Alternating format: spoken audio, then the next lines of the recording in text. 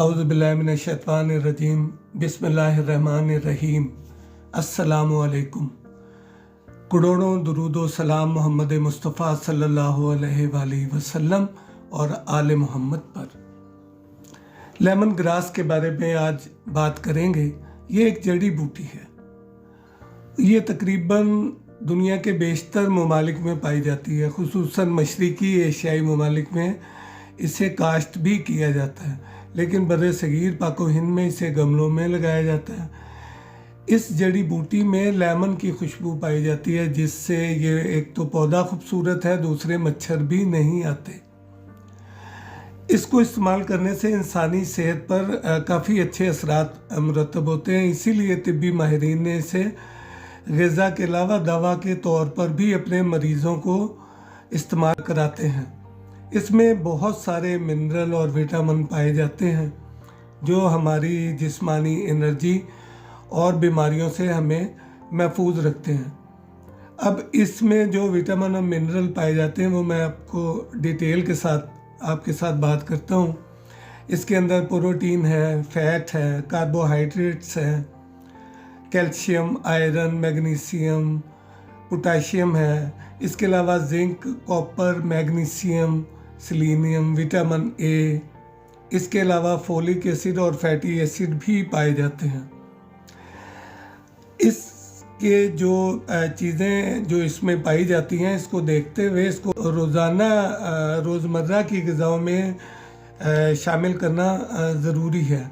इससे जो अहम फ़ायदे होते हैं, एक तो मोटापे से निजात होती है, वज़न फ़ौरन कम करना शुरू कर देती है। इसके अलावा मौसमी नज़ला ज़ुकाम दूर करती है।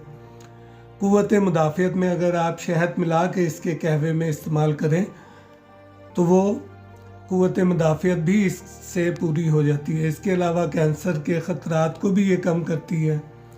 हाई ब्लड प्रेशर के लोगों के लिए भी ये नेमत से कम नहीं है। पेट की तकरीबन काफ़ी बीमारियों का जो है ये इलाज है। इसके अलावा जिस्म की सोजिश को भी ये ख़त्म करती है।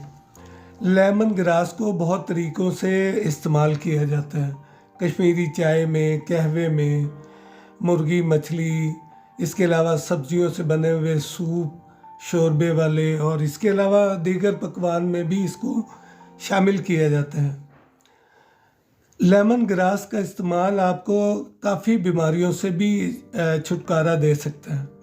आम तौर पे इंसान को सेहतमंद ग़िज़ा ही खानी चाहिए जिसमें ग़िज़ाई ज़रूरियत के तमाम मिनरल और विटामिन पाए जाएं।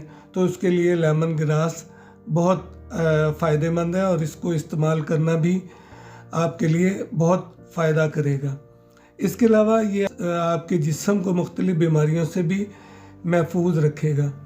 लेकिन एक चीज़ है कि कोई भी नुस्खा इस्तेमाल करने से पहले अपने मुआलिज से मशवरा ज़रूर करें।